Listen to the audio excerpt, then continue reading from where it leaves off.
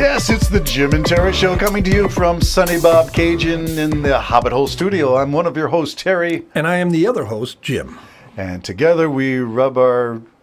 What? Singular, what? We're not rubbing nothing. Rub our singular brain cells together and try to generate a spark of illumination so that, not that we will ever be the Illuminati, but, you know, we generate a thought that illuminates somebody somewhere, somehow. We were told that we were a therapeutic podcast, my friend. Yes, we were. Apparently we eased migraines. Yes. I didn't know. And that. not by putting someone to sleep. Well, it might have been. Maybe we made them so relaxed. It's our ASMR podcast maybe that did that. I don't know. I'm distracted by the wonderful sketch on the floor. Did you do that? A wonderful sketch. There's a picture right there. Oh, jeez. No, that was from my cousin, and that's from the La Belle Province. Yeah, she had a cottage outside of Ottawa. But did you draw it? No, I did not. Oh, okay. She had that in her collection. Her husband, who's passed away, had that and liked it, and it's rural Quebec, so she gave it to me when she was cleaning out her stuff. And I said, you know, that's got a story to it, and I like it. Very good, but so stupid for radio, isn't it?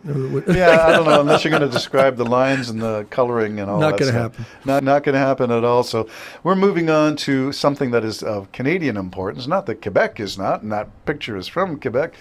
But this is of Pierre Poilievre, who, up until just, 2 days ago, that he won the by-election. 2 or 3 days ago, in Battle River, Crowfoot or something, rural Alberta. Yeah, I think population 12.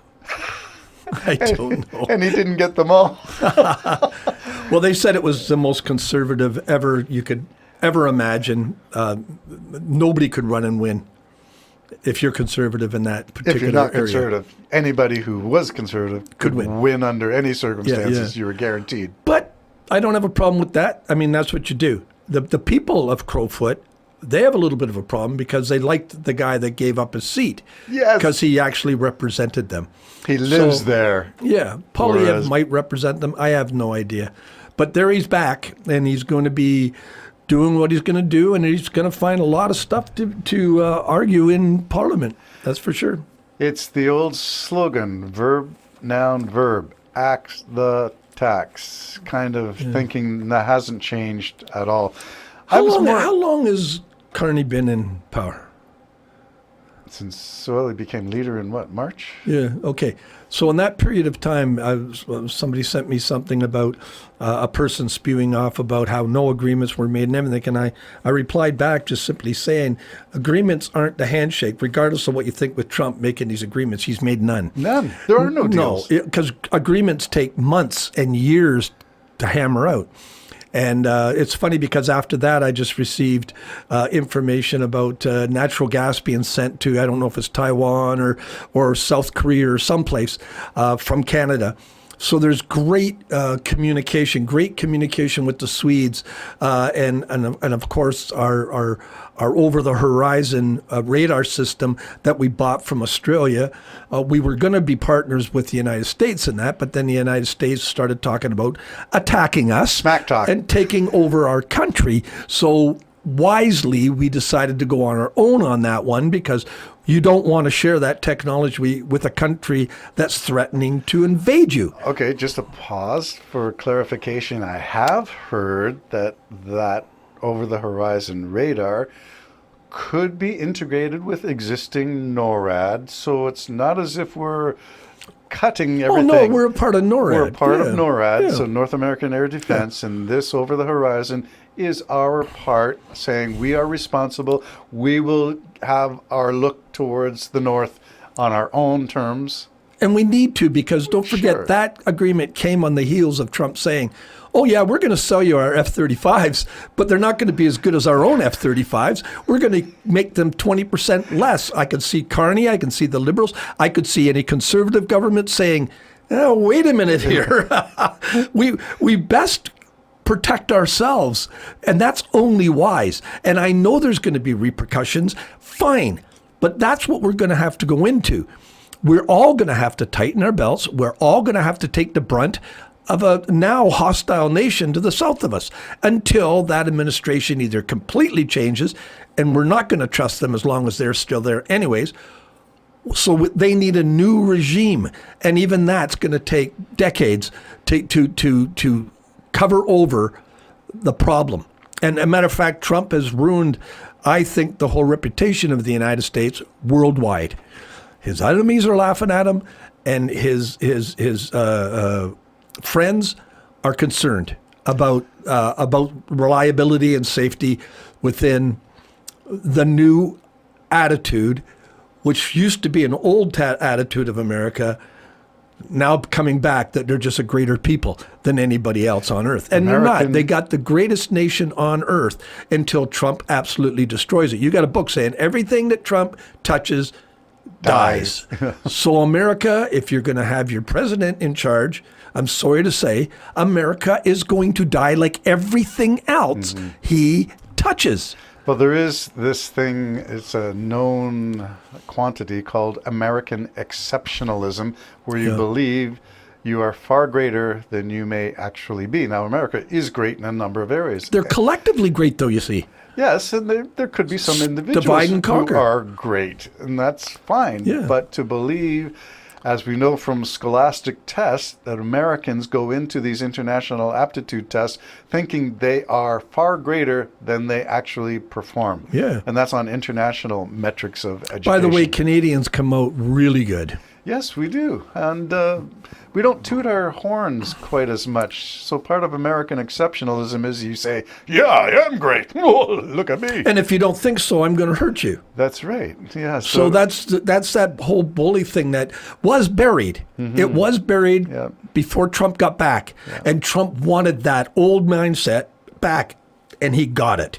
So you have to blame the population as well. You're the one who picked this guy. Yes, there was 77 million. Right now in front of your eyes, democracy in your country is going away right before your eyes.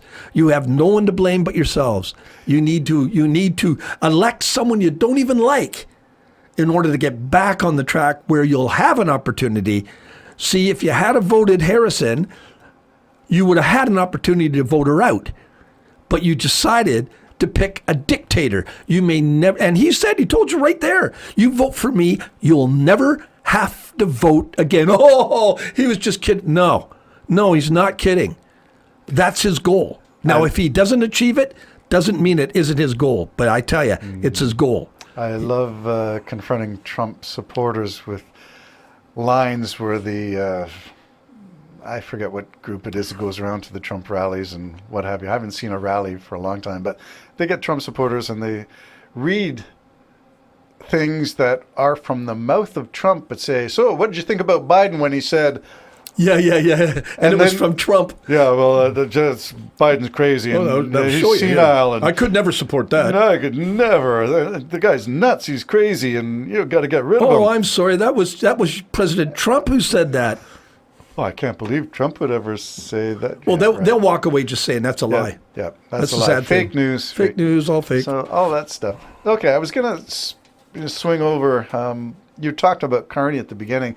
So what was he doing? Because I saw a lot of memes making fun of Carney, and then Pierre Poilievre, the first thing he does after he gets his election success in that by-election is to say, Carney's going on the wrong direction.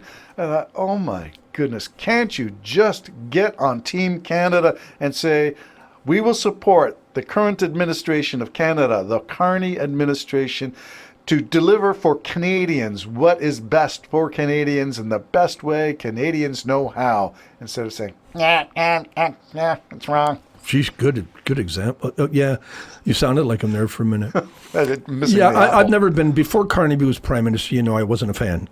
And I'm still not. I'm not a fan of a career politician. He's probably, so. I think, yeah. He's going to stick to his guns. He lost me, really, when he started taking on the whole greater than now type of American politicking. He cost his own party. He had a 27-point lead going into the election cycle. Yep. And then Trudeau stepped down, and then Carney stepped in, and then Trump opened his mouth. And all of those, Pierre Poilievre was never able to pivot. and go, rah, rah, Canada, I'm in this. I made a mistake. Yeah, I'd never heard Pierre Poilievre say anything about, gee, I miscalculated that. Gee, this is good for Canada. Nothing. Yeah, he's, as you said, a career politician in my eyes too, and I'm not a fan of. I don't know him personally. He might be the greatest guy going. I don't know, but politically wise, I'm not a fan of him at all. I think the Conservatives have a problem going forward because the guy lost his own riding. Usually, you can do it legitimately, run in a by-election and get your seat back, but the fact is that the voters spoke. And they kicked you out. After all that time representing the Ottawa-Carleton riding, they kicked you out.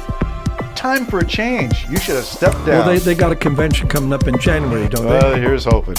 Jim and Terry Show signing off. Allegedly so. Oh, yeah, oh, yeah, oh, yeah.